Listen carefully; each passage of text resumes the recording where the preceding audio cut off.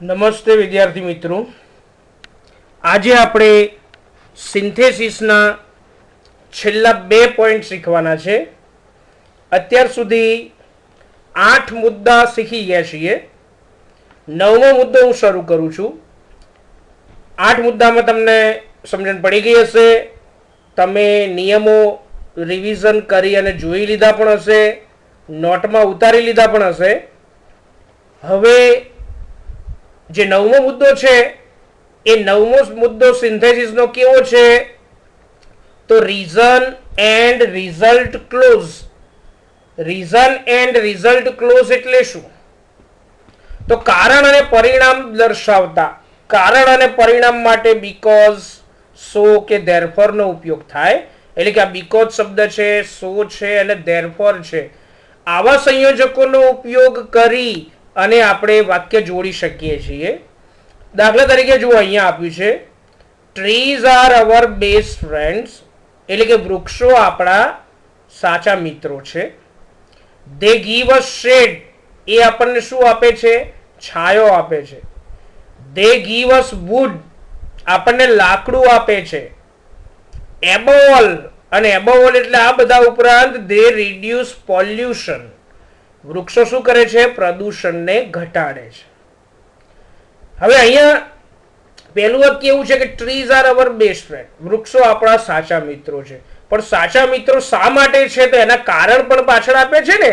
કારણ શું આપે છે? કે આપણને છાયો આપે છે, આપણને લાકડું આપે છે અને પ્રદૂષણ ઘટાડે છે. તો આપણે એવું કહી શકીએ ને કે વૃક્ષો આપણા સાચા મિત્રો છે કારણ કે એવો ઉપયોગ કરવો હોય તો કયું સંયોજક મૂકીએ આપણે? બીકોઝ મૂકીએ ને. તો બીકોઝ સંયોજક થી જોડાશે ને. શું બને વાક્ય? Trees are our best friends because, કારણ કે શા માટે આપણા સાચા મિત્રો છે? તો because they give us shade, કારણ કે એ આપણને છાયો આપે છે. અલ્પવિરામ. હવે ત્રીજું વાક્ય શું છે? દે ગીવ અસ વુડ. પણ દે ગીવ અસ એટલે દે ગીવ અસ તો આગળ આવી ગયું ને. એટલે આપણે અગાઉ પણ તમને કહેલું છે કે સિન્થેસિસની અંદર જે શબ્દોનું રિપીટેશન થતું હોય ને, વારંવાર જે શબ્દો રિપીટ થતા હોય તો એ શબ્દો આપણે કાઢી દઈએ છીએ. બરાબર? તો દે ગીવ અસ કાઢી દઈએ એટલે અલ્પવિરામ કરીને શું લખી દેવાનું? ખાલી વુડ. એન્ડ, છેલ્લો વિકલ્પ જોડવા આપણે એન્ડ નો ઉપયોગ કરવાનો. અને એન્ડ કરીને ત્રીજું શું કરે છે? તો reduce pollution. They, above all, they આ બધું નીકળી જાય. ધે એટલે કોણ? વૃક્ષો. એટલે એ નીકળી જાય. એટલે એન્ડ થી છેલ્લો વિકલ્પ જોડી દેવાનો અને એન્ડ રિડ્યુસ પોલ્યુશન. આખું વાક્ય શું બન્યું? કે trees are our best friends, વૃક્ષો આપણા સાચા મિત્રો છે. બીકોઝ એટલે કારણ કે, દે ગીવ અસ શેડ, કારણ કે એ આપણને છાયો આપે છે. અલ્પવિરામ, વુડ લાકડું આપે છે. એન્ડ, અને શું કરે છે? રિડ્યુસ પોલ્યુશન, અને પ્રદૂષણને ઘટાડે છે.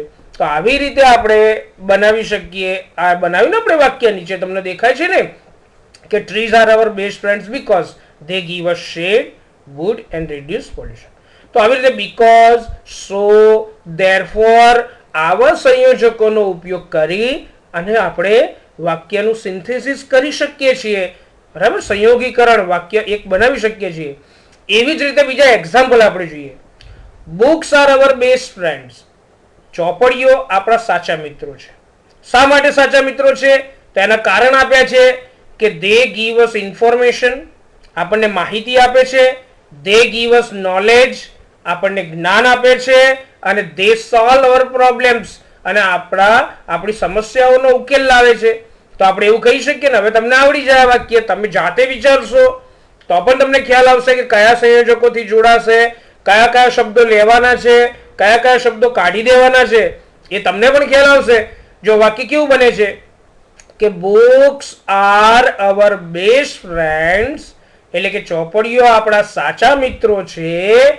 બીકોઝ, કારણ કે દે ગીવ અસ ઇન્ફોર્મેશન, એ આપણને માહિતી આપે છે. એટલે બીકોઝ થી જોડ્યું.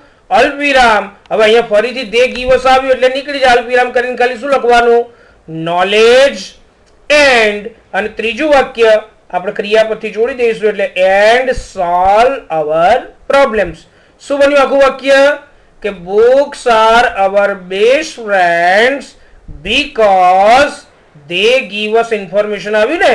પછી અલ્પવિરામથી બીજા વાક્યમાં ખાલી નોલેજ લીધું, કારણ કે દે ગીવ અસ તો રિપીટ થતું હતું. અગાઉ પણ તમને કહ્યું છે કે સિન્થેસિસમાં રિપીટ થતા શબ્દો નીકાળી દેવા પડે, એટલે અલ્પવિરામ કરીને knowledge and solve our problems. તો આ રીતે બને છે ને. હવે જુઓ બીજું વાક્ય. Gujarat is known as the stall of black gold. Stall ના આવે પણ સ્ટેટ આવે. Gujarat is known as the state of black gold. Gujarat જે છે એ ગુજરાત કાચું સોનું છે ને, એ કાચા સોનાનું રાજ્ય કહેવાય છે. It is getting a lot of crude oil. કારણ શા માટે કાચા સોનાનું રાજ્ય કહેવાય છે? તો ગુજરાત જે છે સ્ટેટ આવે, સ્ટેલ ના આવે પણ સ્ટેટ આપણે સુધારી દઈએ STATE. પ્રિન્ટિંગ મિસ્ટેક થઈ ગઈ છે ને, એટલે સ્ટેટ કહેવાય.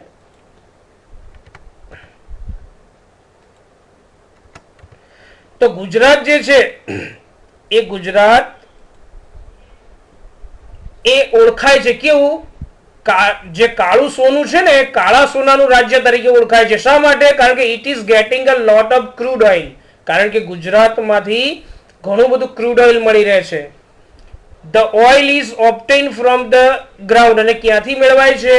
તો જમીનના પેટાળમાંથી, જમીનમાંથી. અને the ONGC draws it out. અને એને બહાર કોણ કાઢે છે? તો ONGC કાઢે છે. તો ગુજરાત એ કાળા સોનાની ખાણ કહેવાય છે, એનું રાજ્ય કહેવાય છે, કારણ કે એ પુષ્કળ પ્રમાણમાં ક્રૂડ ઓઇલ પૂરું પાડે છે જમીનમાંથી, અને ONGC દ્વારા. એટલે આપણે આખું વાક્ય બનાવીએ શું થાય? Gujarat is known as the state of black gold because, કારણ કે it is getting a lot of crude oil. કારણ કે ગુજરાત ઘણું બધું ક્રૂડ ઓઇલ પૂરું પાડે છે, મેળવે છે. ક્યાંથી? તો ક્યાંથી મેળવે છે? તો સીધું પ્રિપોઝિશન થી જોડીશું ને. ઇટ ઇઝ ગેટિંગ કે ઇટ ઇઝ ઓબ્ટેન બંને સરખું જ છે, એટલે ઇટ ઇઝ ગેટિંગ અહીંયા આગળ આવી ગયું, એટલે આપણે ધ ઓઇલ ઇઝ ઓબ્ટેન લખવાની જરૂર નથી. એટલે સીધું પ્રિપોઝિશન થી જોડીશું એટલે શું થાય? ફ્રોમ ધ ગ્રાઉન્ડ, જમીનમાંથી કાઢે છે ક્રૂડ ઓઇલ. બરાબર. કોના દ્વારા? તો બાય ધ ONGC. એટલે વાક્ય શું બન્યું? Gujarat is known as the state of black gold because, કારણ કે it is getting a lot of crude oil. હવે ઓબ્ટેન લખવાની જરૂર નથી, સીધું ફ્રોમ ધ ગ્રાઉન્ડ લખશો તો પણ ચાલશે, અથવા obtain from the ground by the ONGC. કોના દ્વારા? એ જમીનમાંથી એ મેળવાય છે, તો બાય ધ ONGC.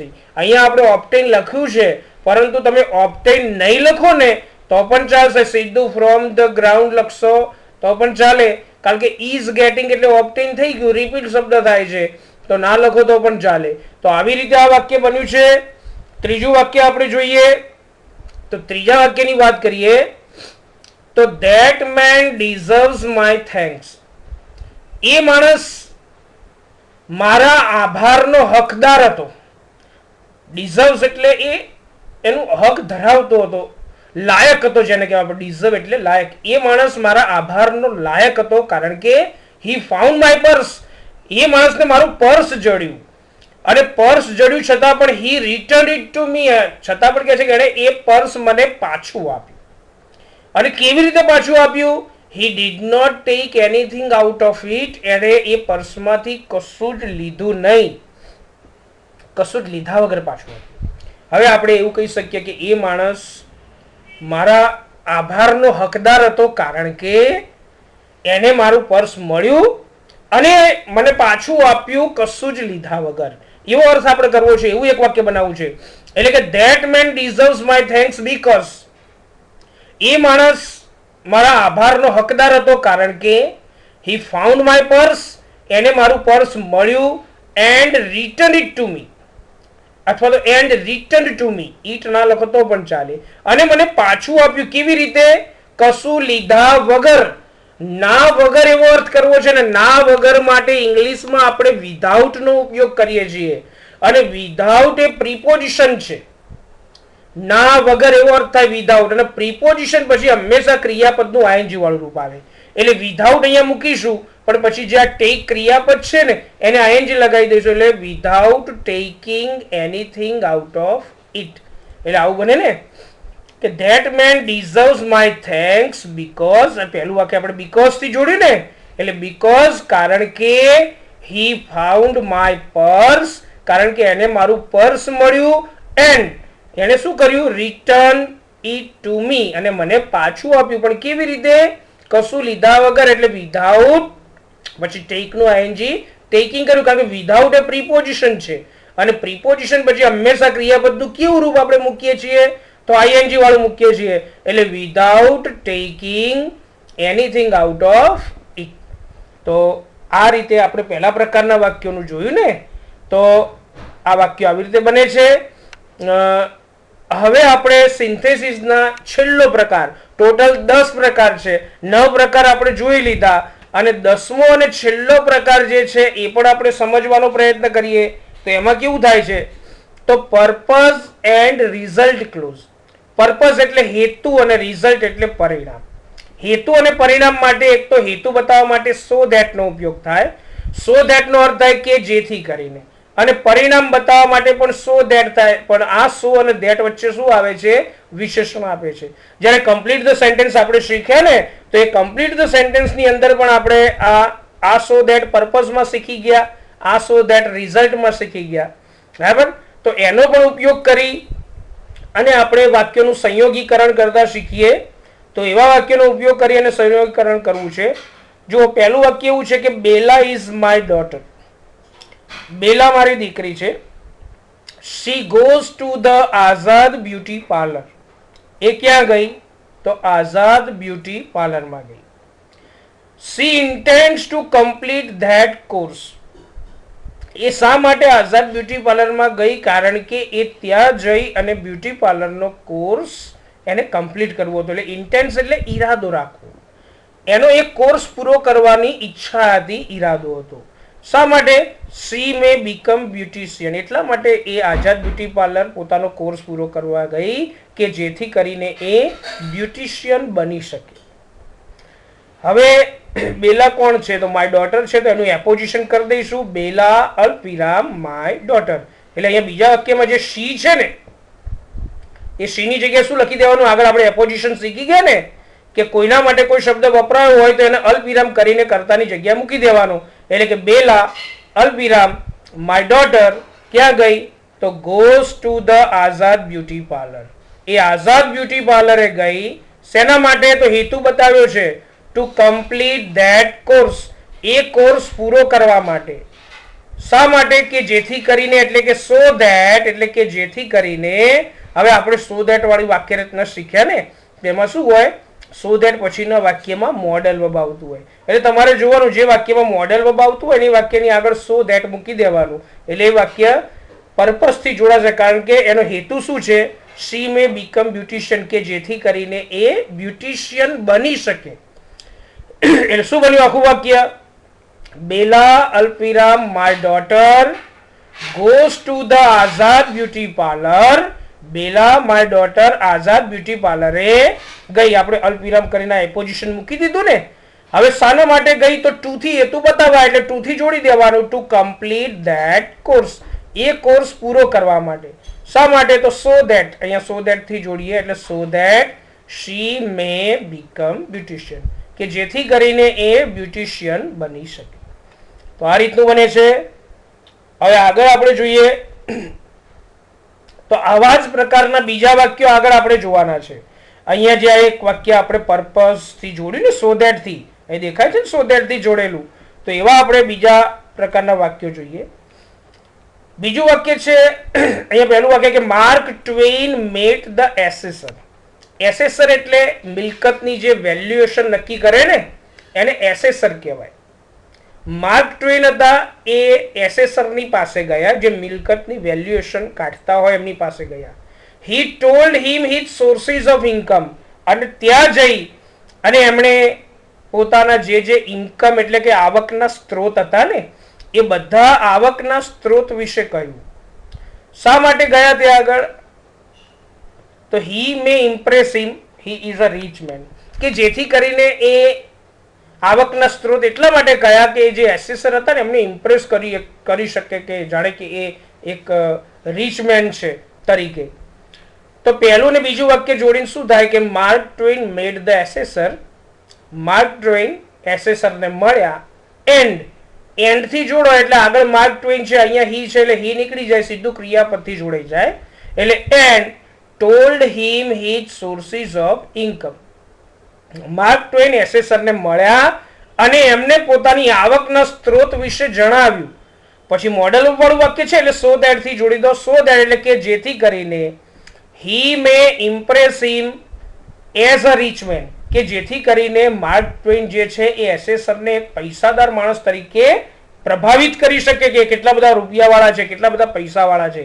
એટલે આવું વાક્ય બન્યું કે માર્ક ટ્વેન મેડ ધ એસેસર. બીજું વાક્ય જોડવા માટે એન્ડ, એટલે and he told him his sources of income, અને એને પોતાના બધા જ આવકના સ્ત્રોત વિશે જણાવ્યું.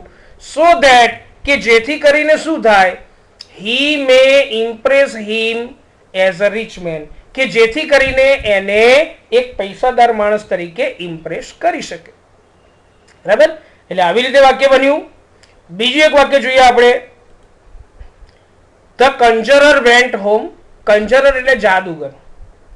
હી went there by a cab. Cab એટલે ભાડેથી જે ટેક્સી મળતી હોય ને એને કેબ કહેવાય. તો જાદુગર ઘરે ગયો, ટેક્સી દ્વારા ગયો. હી મે ફાઇન્ડ આઉટ હિઝ વાઇફ, કે જેથી કરીને, એટલે સો ધેટ થી જોડાશે કારણ કે મે આવ્યું છે ને, કે જેથી કરીને એ પોતાની પત્નીને શોધી શકે. કઈ પત્ની? શી વોઝ નોટ ધેર, કે જે ત્યાં નહોતી. પહેલું અને બીજું વાક્ય ભેગું કરીને એક વાક્ય બનાવવું છે, બહુ જ સિમ્પલ છે કે ધ કન્જરર વેન્ટ હોમ, અને હી વેન્ટ ધેર એટલે ધ કન્જરર વેન્ટ હોમ જ આવ્યું એટલે રિપીટ થયું, સીધું બાય થી જોડી દઈશું.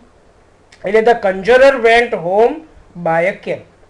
કેબ દ્વારા કન્જરર ઘરે ગયો. હવે મે વાળું આવે છે એટલે સો ધેટ થી જોડીશું. સો ધેટ એટલે કે જેથી કરીને, so that he May find out his wife, કે જેથી કરીને પોતાની પત્નીને શોધી શકે. કઈ પત્ની? કે જે ત્યાં નહોતી, એટલે કે હુ વોઝ નોટ ધેર. અહીંયા શી છે, માણસની વાત હોય તો આપણે હુ થી જોડીએ છીએ. નિર્જીવ વસ્તુ કે પશુ પક્ષીઓની વાત હોય તો વીસ થી જોડીએ છીએ. અહીંયા માણસની વાત છે એટલે હુ થી જોડીશું, એટલે હુ વોઝ નોટ ધેર. આખું શું બન્યું? The conjurer went home by a cab. એટલે પહેલું અને બીજું વાક્ય એટલે જોડાઈ ગયું. ત્રીજું વાક્ય જોડવા મોડેલ વર્બ આવતું હતું એટલે સો ધેટ મૂક્યું, એટલે so that he May find out his wife. ચોથું વાક્ય જોડવા માટે હુ મૂક્યું એટલે કે હુ વોઝ નોટ ધેર. તો આવી રીતે એક કે તેથી વધારે સંયોજક પણ આપણે મૂકી શકીએ. જ્યાં જ્યાં આપણને સંયોજકની જરૂર પડે, એવું લાગે કે આ વાક્ય સંયોજક વગર નથી જોડી શકાતું, તમે ગુજરાતી કરશો ને એટલે તરત તમને ખ્યાલ આવશે કે અહીંયા કયું સંયોજક મૂકવું. પણ આવા નિયમો પણ આપણે યાદ રાખવા પડે કે આવું મોડેલ આવતું હોય અને હેતુ દર્શાવવાનો હોય તો આપણે સો ધેટ પણ મૂકીએ છીએ. તો એવી રીતે એ શબ્દો પણ મૂકવાની આપણના અંદર એ તૈયારી હોવી જોઈએ, એ ખબર પડવી જોઈએ. ત્રીજું એક વાક્ય જોઈએ. This year the rainy season is very good. આ વર્ષે વર્ષા ઋતુ ખૂબ સારી છે. The prices of oil will go down, અને એટલા માટે કહે છે કે જે તેલની કિંમતો છે ને એ તેલની કિંમતો નીચી જશે. ધ ન્યૂઝપેપર્સ સે સો. વર્તમાન પત્રો આવું કહે છે. ધ ટ્રેડર્સ ઓલ્સો સે સો. ટ્રેડર્સ એટલે વેપારીઓ, જે વેપારીઓ છે એ પણ આવું કહે છે. તો આપણે એવું લખી શકીએ કે વર્તમાન પત્રો અને વેપારીઓ કહે છે કે, એટલે કે આ બંને વાક્યોની શરૂઆતમાં લઈ લઈશું. એટલે the newspapers and the traders સે. હવે આગળ નિયમ શીખ્યા એમાં મેં તમને કહ્યું હતું કે વાક્યના છેડે સો આવતું હોય, ધીસ આવતું હોય કે ઈટ આવતું હોય, પણ આપણે કે એવો અર્થ કરવાનો હોય તો સો, ધીસ કે ઈટ કાઢી દેવાનું, એની જગ્યાએ ધેટ મૂકી દેવાનું. આવું આપણે આગળ સિન્થેસિસના નિયમમાં શીખી ગયા. તો જુઓ શું થાય વાક્ય. The newspapers and the traders say that. શું કહે છે કે this year the rainy season is very good. આ વર્ષે વર્ષા ઋતુ ખૂબ જ સારી છે. તેથી શું થશે? હવે તેથી એવો અર્થ મૂકવો પડે ને આપણે, એટલે કે સો અથવા therefore, એટલે so the prices of oil will go down. આખું વાક્ય શું બન્યું? પહેલા આ વાક્ય લીધું ને આપણે કે, અને સો પણ લઈ શકો અને સો ધેટ પણ લઈ શકીએ, એટલે કે the newspapers and the traders say that, વર્તમાન પત્રો અને વેપારીઓ એવું કહે છે કે this year the rainy season is very good. આ વર્ષે વર્ષા ઋતુ ખૂબ સારી છે, કે જેથી કરીને ઓઇલની કિંમતો નીચી જશે. કે જેથી કરીને એવો અર્થ કરવો હોય તો આપણે સો ધેટ મૂકીએ. તમે સો થી પણ વાક્ય જોડી શકશો, પણ અહીંયા વિલ મોડેલ ઓફ આવે છે તો સો ધેટ થી જોડશો તો પણ ચાલે. તો આ રીતનું એ વાક્ય બન્યું છે. હવે ચોથું અને છેલ્લું વાક્ય આપણે જોઈ લઈએ, એટલે આ જે સિન્થેસિસનો ટોપિક છે એ સિન્થેસિસનો ટોપિક આપણે કમ્પ્લીટ પૂરો થઈ જાય. ચોથું અને છેલ્લું વાક્ય એવું છે કે a modern farmer should use the scientific means and ways. એટલે કે જે આધુનિક ખેડૂત છે એ આધુનિક ખેડૂતે શેનો ઉપયોગ કરવાનો છે? વૈજ્ઞાનિક સાધનો. મીન્સ એટલે સાધનો અને વેઝ એટલે પદ્ધતિઓ. જે આધુનિક ખેડૂત છે એ આધુનિક ખેડૂતે વૈજ્ઞાનિક સાધનો અને પદ્ધતિઓનો ઉપયોગ કરવો જોઈએ, કે જેથી કરીને શું થાય? He can save his time, કે જેથી કરીને એ પોતાનો સમય બચાવી શકે. He can also earn his money, પોતાના પૈસા પણ કમાઈ શકે. અને he can increase his production, અને સાથે સાથે એ પોતાનું પ્રોડક્શન એટલે પોતાનું ઉત્પાદન પણ વધારી શકે. થાય ને આવું? તો જુઓ, આપણે એવો અર્થ કરીએ કે આધુનિક જે ખેડૂત છે એને વૈજ્ઞાનિક પદ્ધતિઓ બરાબર અને સાધનનો ઉપયોગ કરવો જોઈએ. એટલે કે a modern farmer should use the scientific means and ways. હવે અહીંયા હી કેન આવે છે, કેન મોડલ વર્બ છે ને, એટલે આપણે શેનાથી જોડીશું? સો ધેટ થી જોડીશું. એટલે કે સો ધેટ, કે જેથી કરીને શું થાય? He can save his time, કે જેથી કરીને એ પોતાનો સમય બચાવી શકે. અલ્પવિરામ. હવે હી કેન ઓલ્સો એટલે આગળ હી કેન આવી ગયું ને, સીધું ક્રિયાપદથી જોડો અલ્પવિરામ કરીને. અલ્પવિરામ અર્ન હિઝ મની, પૈસા કમાઈ શકે. અને છેલ્લો વિકલ્પ જોડવા એન્ડ મૂકવાનો, એટલે એન્ડ ક્રિયાપદથી જોડી દો છેલ્લો વિકલ્પ, એટલે એન્ડ ઇન્ક્રીઝ હિઝ પ્રોડક્શન. ફરીથી જો આખું વાક્ય શું બન્યું કે a modern farmer should use the scientific means and ways so that. Modal verb અહીંયા દેખાય ને આપણને આ રીતે મોડલ વર્બ, એટલે આપણે સો ધેટ મૂકી જ દઈએ છીએ. એટલે so that he can save his time, અલ્પવિરામ કરીને ક્રિયાપદથી જોડવાનું, અર્ન હિઝ મની, અને છેલ્લો વિકલ્પ જોડવા માટે એન્ડ થી જોડી દેવાનો, અને એન્ડ પછી સીધું ક્રિયાપદ મૂકી દેવાનું, એટલે એન્ડ ઇન્ક્રીઝ હિઝ પ્રોડક્શન. તો આ રીતના સિન્થેસિસના 10 પ્રકારના ટોપિક આપણે જોયા છે, અને આ 10 પ્રકારના જે ટોપિક છે એ તમને આવડે. જો 10 પ્રકારના નિયમો તમારે જોવાના, સમજવાના, અને એ મેઇન ટોપિક ઉપરથી તમને બીજા 3-4 વાક્યો પણ આપ્યા છે સોલ્વ કરવા માટે, તો એ વાક્યો પણ સોલ્વ કરવાના.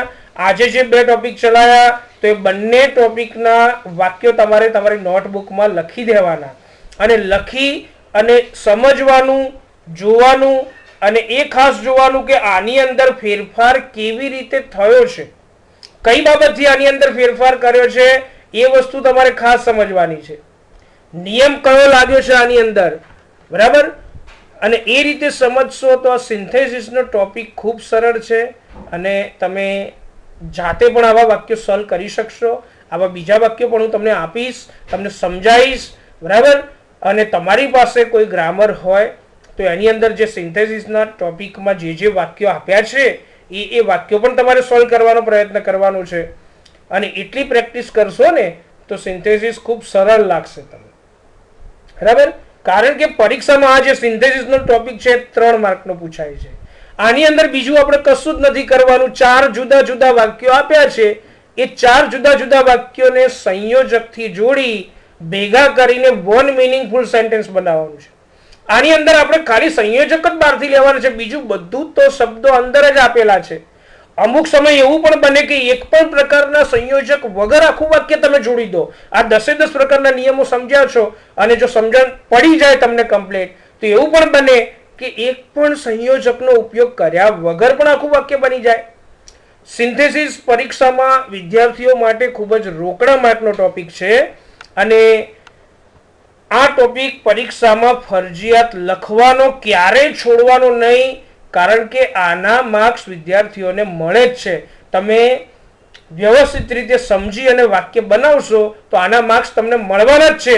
એટલે આ જે સિન્થેસિસ તમને શીખવાડી એની વારંવાર પ્રેક્ટિસ કરો. આના લગતા બીજા બોર્ડમાં પૂછાયેલા વાક્યો, બીજા વાક્યો, પ્રેક્ટિસ માટેના વાક્યો પણ તમને આપતો રહીશ. એ પણ તમારે સોલ્વ કરવાના. તમે એકવાર સોલ્વ કરી દેશો પછી હું એ સોલ્વ કરાવીશ અને આવી રીતે સમજવાનો પ્રયત્ન કરવાનો. જો સમજતી વખતે આના અંદર તમને બીજી કોઈ તકલીફ પડે તો મારો કોન્ટેક્ટ કરવાનો. હું ફોન ઉપર પણ તમને સમજાવી શકીશ. બરાબર? એટલે હું આશા રાખું છું વિદ્યાર્થી મિત્રો કે તમને આ ટોપિક ખૂબ સારી રીતે સમજણ પડી ગઈ હશે. બરાબર? ચલો, થેન્ક યુ વેરી મચ.